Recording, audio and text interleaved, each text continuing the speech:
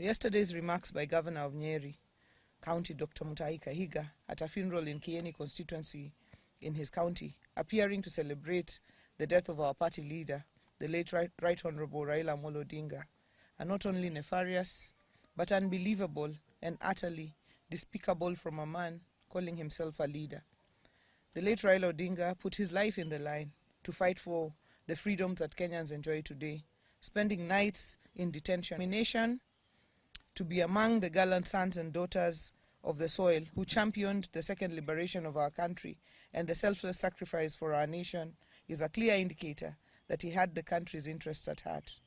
During his time, the late Odinga believed in a Kenya where everyone enjoyed the freedom of speech and democracy and fought for stronger devolution, equity and equality for all, regardless of where you come from, and a united Kenya. For someone of Governor Kahiga's caliber, who's a beneficiary of Raila's sweat, scars, and tears, to make such derogatory remarks of a man who spent most of his life fighting for change in this country is disgraceful and shameful. It is worth noting that the entire Western Kenya region that he decries of benefiting from government resources and development has nothing compared to what his region has benefited from since Kenya became independent. It is bad manners, uncouth, and unacceptable for Mr. Kahiga to make such remarks. In fact, coming from someone who occupies a respectable position of the Vice Chairman of the Council of Governors, it is utterly absurd and astonishing.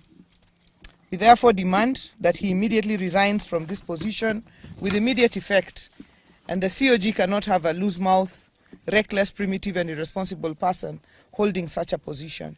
He is a disgrace to the country and to the people of Nyeri County. And I would like to add